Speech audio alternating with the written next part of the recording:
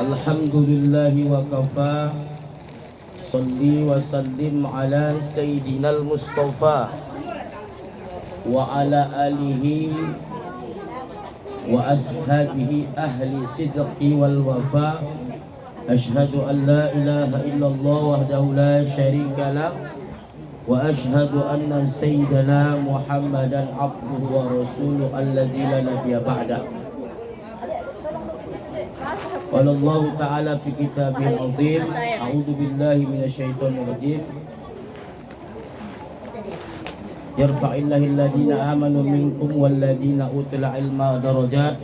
Wa qala Rasulullah sallallahu alaihi wasallam, man kharaja fi talabil ilmi fa fi sabilillah, sadaqallahul azim wa sadaqa rasuluhun nabiyil karim wa nahnu ala dzalika minasy syahidin wasyakirin walhamdulillahi rabbil alamin. Kurang pas. Ibu-ibu yang dirahmati Allah, tentunya kita bersyukur kepada Allah dengan ucapan alhamdulillahi rabbil alamin. Salawat dan salam kita perbanyak kepada ruh junjungan kita Nabi Muhammad Rasulullah sallallahu alaihi wasallam. Semoga kita mendapatkan syafaatul uzma. Kita semua yang hadir, sohibul bait di rumah ini, giliran ibu ini hari ini kita beribadah di sini, ditutup dengan majlis taklim, juga keluarga kita di rumah mendapatkan syafaatul uzma yauma la yanfa' malun wala banun illa man atallaha biqalbin salim. Amin ya rabbal alamin. Nampak juga kepala aku mau lagi. Ya dikesek-kesek ini. Ibu-ibu yang dirahmati Allah, adapun kajian kita pada sore hari ini saya kutip dari kitab Al-Mustafa fi Sunanil Mustafa, Al-Mustasfa fi Sunanil Mustafa, yang dikarang oleh Asy-Syaikh Al-Imam Muhammad bin Syahid bin Ma'ad Al-Khuraiji Al-Lahzi. Panjang, memang kalau orang-orang Arab ini panjang namanya. Beliau wafat tahun 567 Hijriah. Di dalam kitab tersebut ada ungkapan Rasulullah, ada sabda Rasulullah sallallahu alaihi wasallam, yaitu tentang 5 hal yang harus kita hindari dalam hidup ini, yaitu seburuk-buruk hamba dalam pandangan Allah Subhanahu wa taala. Maka ini sama-sama kita dengarkan. Mudah-mudahan Allah jauhilah ya yang ditulis oleh Al-Imam bin Syahid tadi berdasarkan bersumber daripada hadis Rasulullah sallallahu alaihi wasallam. Apa itu 5 hal seburuk-buruk hamba kita inilah dalam pandangan Allah Subhanahu wa taala, sekaligus dapat kita cegah. Karena mencegah lebih baik daripada mengobati. Yang pertama kata Rasulullah dalam kitab tersebut, Bu, bi'sal abdu abdun takhayyalal ukhtala wa nasyal kabira muta'am. Seburuk-buruk hamba adalah yang paling sombong, berbangga diri, tidak tahu dia Allah lah yang maha besar, Allah lah yang maha tinggi. Sekarang kita nih, kalau ada kedudukan kita di masyarakat, ada pangkat kita, bukan mainnya kita nih bergembira, mogah kalau dipuji-puji orang, disanjung-sanjung orang. Walaupun kita disanjung manusia, walaupun kita dianggap manusia hebat, tetapi yakin dan percayalah dalam hati ada zat yang maha tinggi lagi dari kita, yang memang pantas dia sombong dan berbangga diri, yaitu Allah Subhanahu wa ta'ala. Kenapa begitu? Kalau manusia menganggap dirinya dari lebih tinggi, ibarat pepatah mengatakan, ya, manusia yang sombong itu, berbangga diri itu, seolah-olah dia menengok manusia yang lain seperti dia melihat dari atas gunung. Gitulah dia. Kocik dianggapnya manusia. Coba ibu sesekali naik gunung, naik bukit. Ya, jangan pula gagahannya ini kumpul duit kita pergi ke puncak kan, begitu ya. Kenapa? Karena orang yang berada di gunung, di bukit melihat orang di bawah kecil. Beginilah manusia, kacau sama manusia dianggapnya. Latuk, istilah kita orang tanding balik. Padahal tak tahu dia, orang yang di bawah memandang dia pun ke atas koci. Betul tidak? Siapa nyuak yang di atas? Macam kukonal, pengajian muslim kalau salah itu. Itulah kita nih. Ketika kita berada di atas gunung, kita anggap orang koci. Padahal tak tahu orang yang di bawah bukit itu pun menganggap kita kecil dia. Atas inilah hidup ini sekarang. Artinya apa? Walaupun awak berada di tempat yang tertinggi, dipuji orang, tapi yakin dan percayalah, ada yang zat yang lebih tinggi dari kita. Ya. Ibu-ibu yang dirahmati Allah Subhanahu wa taala, dijelaskan lagi apalah ciri-ciri orang yang sombong itu. Yang pertama, dia melihat orang kecil di bawah, tapi tak sadar dia pun memandang orang pun memandang di bawah itu adalah kecil. Ya. Latuk semua orang anggapnya ratu semua. Tak peduli dia. Apalagi punya jabatan, punya kekuasaan, diukuhnya semua kemampuan orang. Ini tentunya harus kita hindari. Karena kata Rasulullah tadi, seburuk-buruk hamba adalah yang paling sombong, berbangga diri, tidak tahu dia bahwasanya Allah lah yang maha besar. Maka sesekali betul juga foto-foto kasidah yang ditulis oleh Ahmad Baki itu. Ya. Apa kata di situ? Jangan ditiru ayam di kandang bertelur satu, ribut sekampung. Jika Anda ingin dipandang, bawalah diri. Saya tak hafal ini. Tuah di badan, jangan ditiru ayam di kandang bertelur satu, ribut sekampung. Setelah saya teliti, ayam batino ni kalau batolok satunya tolong, tapi yang ributan sudah bersiap batolok dah buat siang hari. Sudah kau tengok. Isunya awak menengok dia batolok. Kahang tagang ku tidur siang awak. Kan? Ribut sekampung.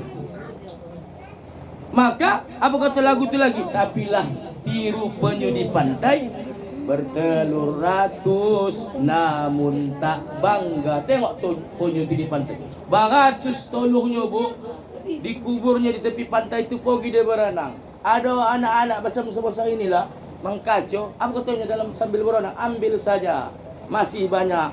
Ambil saja, masih banyak. Ambil saja, masih banyak. Betul itu bu. Ya, banyak tolongnya, tak apalah dia lantam. Tapi ayam batino tadi, satunya tolong. Kalau dilempar lagi, sudah kau tengok, otak pula lagi. Mula-mula kau tengok. Batolong aku kan. Ya, begitu dilempar dia mengganggu tidur siang, ibu lempar, ditambah lagi, sudah kau tengok, otak. Ya. Jadi tak ada guna kita sombong ini. Kita ni kalau ada saya dengar ceramah ustaz, kita ni si tai-tainya bu. Mengapa ustaz bilang begitu? Kita kaji. Di atas kepala namanya ketombe, turun ke bawah telinga namanya tai telinga. Kalau tak dikorek-korek dia berubah jadi tungkik. Pindah ke samping hidung namanya tai hidung. Ada orang nakal dikorek-koreknya, dibulat-bulatinya, dilemparnya ke kawannya. Pindah ke bawah namanya tai gigi. Pindah ke bawah kalau di leher namanya daki. Pindah kiri kanan namanya burket. Datang kawan yang nakal dicium kena kawak. Apalagi burketnya na'udzubillah min zalik. Pindah lagi ke bawah namanya tek pusat. Jangan lagi tanya turunan dari bawah, itulah tokehnya. Setek taiknya gitu nih bu, tak ada nak dibanggakan. Makanya kalau kita banggalah taiknya kau.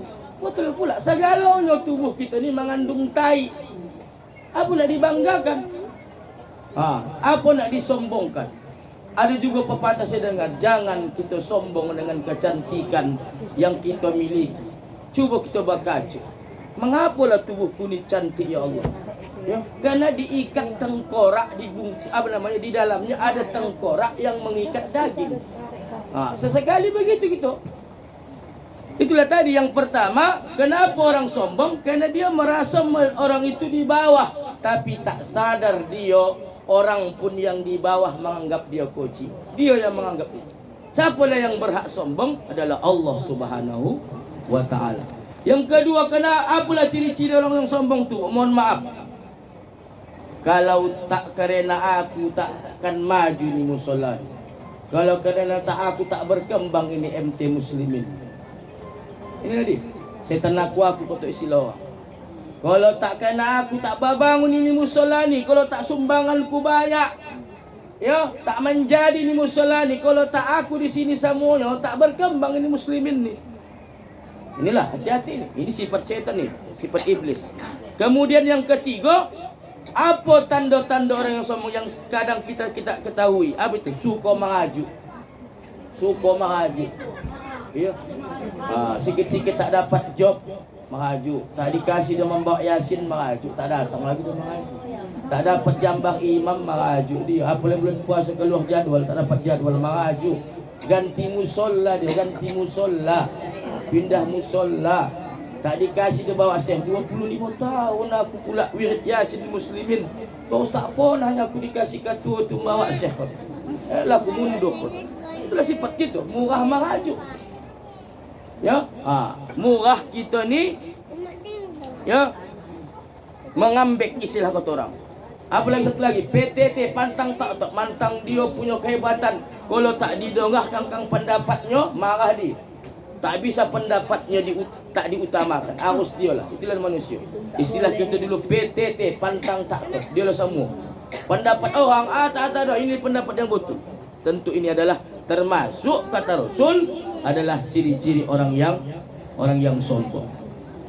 Nah, kadang bu, kalau dibalik ada juga kita hikmahnya orang yang tak pandai. Tak pandai ni masjid dari mak. Kenapa? Kalau pandai pun awak karang, ada kang yang lebih bagus lagi awak diubah BKM maju. Elok jadi imam. Kita pun ada juga hikmah ibu yang tak tahu, mohon maaf ya, yang tak tahu bawa Yasin, yang tak tahu membaca tahti. Mengapa? Tak ada susahnya awak jadi jamaah satu toh. Ini ada pun kang keahlian awak masuk jamaah baru, pandai pula, tak kisah posisi awak. Timbullah menghajuk. Gara-gara dia ni tak kisah jambah. Kami pun begitu juga Ustaz Ibu. Kalau kami tidak. Tak ada begitu. Alhamdulillah. Kalau kami yang ada yang baru yang pandai. Iya, begitu bagus generasi. Ada ibu-ibu di sana begitu. Tak suka bagi Syekh dia. Harusnya begitu, ditanamkan generasi, diciptakan generasi baru. Ibu-ibu yang dimati Allah, ada kata Rasulullah lagi dalam hadisnya. Apa kata Rasulullah? Nanti di hari kiamat, ya, nanti di hari kiamat semua kita ni berbentuk kecil. Apalagi manusia-manusia, hamba-hamba Allah, umatnya Rasulullah, yang ketika di atas dunia ini punya kesombongan. Itu saya bilang tadi. Ya, menganggap dirinya hebat, merajuk, pantang tak top. Apalagi saya bilang tadi satu lagi tadi, lupa saya. Ya, kalau tak kena aku, setan aku, maka nanti di hari kiamat orang-orang yang seperti itu kata Rasulullah dirubah Allah fisiknya menjadi semut tapi berbentuk manusia. Jumpai buatlah nanti tu. Siapa ni yang coach yang halus ni bayar? Ya. Apa? Ociknya. Ociklah dulu yang suka ya, yang dok ondak menonjol saja di musola tu, yang dok ondak menonjol saja di pawiritan. Mengapa berubah baju begini? Apa katanya? Inilah akibat ulahku dulu dok yang menyombongkan diri, dok yang ya kerana aku pantang tak top dan murah maraju. Itu nanti mereka yang seperti itu kata Allah, kata Rasulullah, dirubah Allah fisiknya menjadi somut-somut yang berbentuk manusia. Siap-siap lagi. Kata Nabi itu, siapa besok di hari kiamat somut berwajah manusia, itulah dia. Ciknya itu dulu iya, yang suka merajuk tu kan.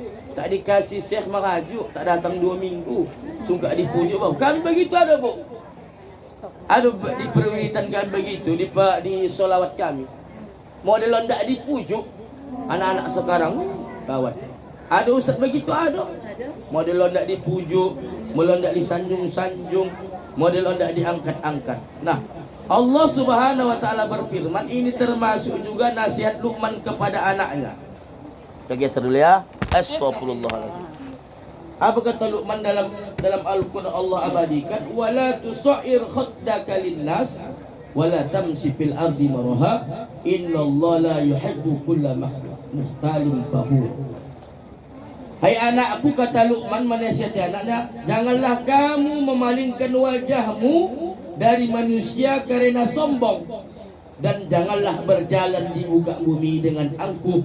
Sungguh Allah tidak suka orang yang menyombongkan dan membanggakan diri. Apa pahamnya bu? Kita sekarang apa istilah kau tahu dulu? Bang anak emasku. Kalau kah, mohon maaf ya bu, kalau ada karena mengundang kita di perwiritan nih, tahu awak orang Barado, belum lagi hari Selasa udah bertanya itu, di mana kita wirid bu? Wajah cuma sana. Oh mak, kalau di rumah ibu itu wirid jolas, itu jolas semua menu keluar itu kah? Ya, tak ada. Alhamdulillah. Ini pula mana nang kono pula ini. Ada tidak pula wirid Yasin ni bapilih. Kalau mamak itu 4 orang yang miskin yang susah, tapi pikirlah dia. Sudah tahu nampak di situ wirid Allah paling ini itu. Ini dalam kehidupan masyarakat begitu juga bu. Kalau yang mengundang tu mohon maaf, bahasa dokah dia yang mengundang tu orang-orang biasa, banyak yang tak datang. Tapi kalau yang mengundang tu DPR, kalau wirid Yasin ni aman lah. Kampung kita ini kan belum tentu. Maka sampaikan itu sama anak-anak kita sama. Jangan. Inilah yang dikatakan Allah, jangan kau berlaku sombong, kau palingkan wajahmu dari manusia kena sombong. Apa istilah kita ini sekarang? Berpilih-pilih. Kalau yang mengundang tu pejabat, orang berpengaruh di kampung tu, bukan mainnya banyaknya orang datang. Ya kan? Tapi kalau yang mengundang tu orang-orang biasa, ada bu di Tanjung Balai lagi. Mohon maaf, di Kapias itu begitu. Mohon maaf ya, bukan membuk-bukkan kampung. Kalau yang mengundang tukang muak, yang tak tanduk-tanduk berdatang. Tapi kalau yang mengundang tu orang-orang biasa saja, sikitlah orang datang.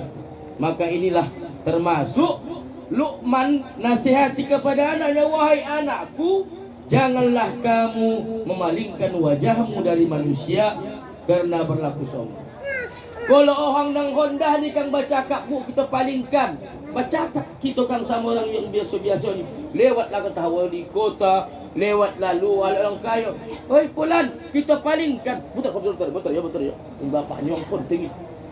Itu termasuk juga dikatakan kita ni, kata Rasul, kata Allah, adalah kategori orang yang sombong. Hati-hati kita bu, hati-hati ni mau sekarang kita.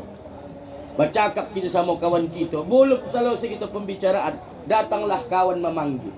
Hebat pula. Kalau yang memanggil tu di bawah dia, belum tentu kita palingkan. Tapi yang memanggil tu entah camat, entah istri wali kota, entah orang kaya, yakin dan percaya kita palingkan. Ini termasuk juga salah. Kenapa? Termasuklah kita yang ditegur Allah, jangan kau berlaku sombong di muka bumi ini. Ya, giliran yang mampu tadi mengundang kau, mengajak kau berbicara, kau copat memenuhinya. Tapi kawan di sampingmu tadi, karena dia keterbatasan kemiskinannya, maka kau tinggalkan dia. Tentu ini salah. Termasuk juga kita dikategorikan manusia yang sombong. Nah, ibu-ibu yang dirahmati Allah Subhanahu wa taala, itu yang pertama. Yang kedua, Bu, apalagi kata Rasulullah, hamba yang buruk di hadapan Allah, bi'sal abdu abdun tajabbara wa'tada wa nasiya jabbara muqtada a'la. Kata Rasul, seburuk-buruk hamba orang yang diktator, tidak tahu dia Allah lah yang maha tinggi. Apa dikatakan ini? Kojam. Beda keras, beda kejam bu. Beda keras, beda kojam. Kalau orang sekarang luar biasa kojamnya. Pantang karang awak, ya tak disiplin, pecat, pindahkan. Apa lagi? non job di kantor begini sekarang, Bu. Zaman pemerintahan beberapa tahun terakhir ini Tanjung Balai termasuk. Kalau tak ada ini pindahkan, tak jelas. Ya, maka boleh kejam kata Rasul, tapi kepada orang yang berlaku maksiat. Berlaku maksiat. Karena kata Rasul, man ra'a mungkaran, siapa yang melihat kemungkaran, apapun kemungkaran itu, kalau memang kita anggap itu kemungkaran, terserah ibu lah. Kalau yang menengok anak-anak ngelem, bersabu, apalagi melakukan berdua-dua di tempat golap-golap, itu wajib kita kejam, wajib kita keras. Kata Rasul, jangan pula kita cuek, bukan keponakanku, bukan anakku, bukan cucuku, yang penting tak mengganggu. Ini salah kata Rasul. Saya pernah begitu, Bu. Mohon maaf, ini pengalaman juga ini. Ya, di jalan apa itu? Jalan Lingkar. Anak-anak SMA ni lah. Ini hati-hati. Baboncengan yang mesraan, Bu. Kalah mesranya dengan orang yang suami istri halal. Ibu saya gang sama bapak tu kalau sudah beranak 5 bercucu, tahu nak lagi pegang pinggang. Betul tidak? Nah, tidak. Halah goli kata bapak. Ya? Udah tua kita. Saya berhentikan lah. Oi, di mana sekolah kamu? Tak sebutkan. Kamu tak cocok kayak gini. Kamu ni masih sekolah. Apa yang kamu kerjakan ni salah. Lebih mesra kamu dari orang yang suami istri. Apa kata ibu? Bukan iyo kotonya. Dinyanyikannya pula awak. Lo ngomongin gue cuek aja. Ya Allah. Ngeri anak sekarang, Bu, tak bisa nasihat. Ini tanggung jawab kita ini. Antara ada bagian dari cucu-cucu kita di sini. Gua mau agakkan bos muda macam suami istri yang bonceng. Sementara ibu-ibu ini belum tentu begitu boncengan sama bapak. Mohon maaf. Ya. Boleh kita kejam kepada orang yang berlaku maksiat, keras kita. Tapi tak boleh kita kejam, Bu, kepada keluarga. Mohon maaf. Ya. Lihat Rasulullah tu, Bu. Apa kata Rasulullah? Bismillahirrahmanirrahim. Rasulullah tu, Bu, di dalam kitab yang sama 3 ciri Rasulullah tu. Apa yang pertama, Ustaz? Layyin janin, ramah tamah, lembut bercakap. Kawannya bercakap, Bu, didengarkannya baik-baik. Itu kawan bercakap, ya Allah main HP gitu. Buat-buatlah apa tadi? Bayang tak kodong, cakap ulangilah. Bercakap dia tengok lagi. Begitu kita sekarang manusia sekarang. Layas menengok manusia. Tengok Rasulullah tu. Dia sabar menunggu sahabatnya berbicara sampai habis dan tak pernah sedikit pun Rasulullah memalingkan wajah. Kalau kita kan jangankan sahabat, ustaz bercakap pun kan guna palingkan. Ya kan? Ini janinnya ini kan. Ya. Lain janin, lembut, ramah tamah. Inilah yang kita ikut. Rasulullah tu lembut, tutur sapanya, ramah tamah. Ya, ini nak kita amalkan. Sekarang kita tak balik macam ibu-ibu ni, mohon maaf. Kalau sama laki orang nak kamar lo abang. Hati-hati abang.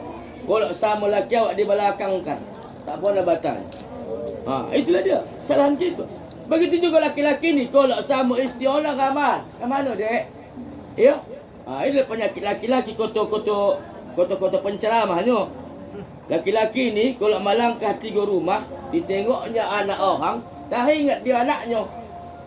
Tapi kalau ditengoknya isteri orang, lupa dia sama isteri. Itu kotor. Betul betul. Dia menyambar bang. Paten ini bang. Kan? Cuma penyakit perempuan ni, kalau jualan bukan tanggung. Kalau Rasulullah tu tengok, mengapalah? Apalah rahasia Rasulullah tu berdagang? Lembut, terbuka. Inilah rupanya yang ditiru pedagang di Matisah. Saya berapa tahun kuliah di Medan, pernah mengkawani kakak belanja nang kamahan pun orang penjualan. Mari kak singgah kak. Lihat aja dulu kak. Belakangan nanti kak. Tawar aja dulu. Rambut. Yang membut.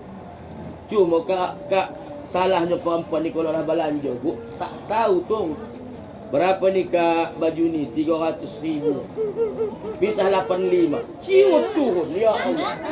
Maka mana awak jam omongan. Tak bodoh lah saya kakak saya dulu. Mana saya dampingi kakak saya. 300 bisa ditawar 85. Ciut turun. Tak punya perasaan.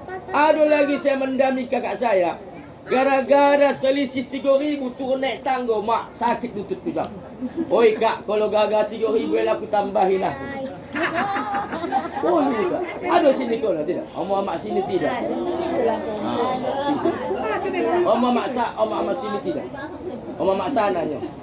Ya, cuma mak sana tu dah di sini dia. Iya, gagak manawak. Gagak manawak. Tinggalkan. Saya pun ganggu belanja sama mau gaduh-gaduh awak. Dimanganya pula nak menawak. Mahal kali tu bang. Awak pula nang gaduh kang kemurahan di tahu. Itulah penyakit. Apalagi Rasulullah tu bu, bitulkil wajhi, wajahnya berseri-seri. Lembut wajahnya, enak dipandang. Begitulah kita naknya. Mengapa? Karena kata Rasul juga, apalah ciri perempuan yang solehah. Dengarkan baik-baik bu. Tabassamu fi wajhi zaujik sirru jamalik. Wajahmu murah tersenyum di hadapan suamimu. Ini kalau bagi tak puas suami turunkan ke anak, jangan pada sakit hati bayar. Ustaz ni dari tadi cerita laki-laki ku dia mata anak. Turunkan ke anak. Ya. Ini pun banyak untuk suami sampaikan. Oh bang, Ustaz kita begini. Sampaikan. Kalau tak dengar kan penting dia sampaikan. Jangan ibu sana mengaji, bapak tu pun mengaji. Ada kang suami ni kang kepo dia. Apa yang tadi dok yang dibahas Ustaz kamu dia sampaikan. Kalau tak nak dia bertanya, apa-apa lah ibu bujurkan dia kopi. Bang, tadi kau tak Ustaz tu begini. Bang, sampaikan. Jangan pula ibu menyampaikan dalam situasi tak tepat. Kau doa kalau Ustaz gila tu. Baca ya, aku pula digila-gilakan. Ya? Wajah mudah tersenyum di hadapan suamimu, itulah rahsia kecantikanmu. Sekarang perempuan ni bu, makeup nang hebatan tapi wajah marungut. Eloknya kang mohon maaf bapak tu batal. Oh dek, tak jadi keundangan. Abang tengok ini udah apa ya aku ni. Ya Allah ya Rabb. Elok-eloknya batalnya. Kan? Tak jadi keundangan dek ke rumah siapa tu. Abang tengok aku ni mengapoi kot. Biasa ajalah. Emang biasa. Muka kau tu memang begini mukaku. Senyumlah sikit. Kasar. Pada Rasulullah bitalqil wajhi. Wajahnya berseri-seri. Itulah rahsia. Makanya kita sibuk sekarang menata penampilan. Diboli bodak yang bisa mengkinclongkan wajah. Namanya glowing. Tapi kita tak sibuk menata hati. Padahal kata Rasulullah, rahasia kecantikan seorang istri itu adalah terpancar dari hati. Macam mana pun kang hebat bodak tu bu, kalau ibu tak seorang saja menengok bapak tu, tak akan mau tu. Pasti bapak tu sila tak sila memandang. Nah, ibu-ibu yang dimati Allah Subhanahu wa taala, kadang itulah karang membuat karang bapak-bapak ni, suami ni tak botak di rumah. Kenapa? Duanya gondangnya tu. Yang pertama kalau tak istri macam mak lampir, yang kedua dah makai pecah. Perhatikan bu, kalau suami awak tak botak di rumah, hati-hati, waspada leh. Kang kenapa begitu Ustaz? Di pajak kopi tu kang lebih botak dia. Air kopi 5.000 je begini. Ditambahnya putih 5 jam tahan. Rokok kang dia kali rokok kawan. Nampaknya rokok talok tak rokok orang banyak. Apa-apa ai pegang-pegang. Semalam menolak dah kau ceramah Ustaz Somad tu. Menolak lah. Ada lagi dambiak sahabat. Buatnya bahala.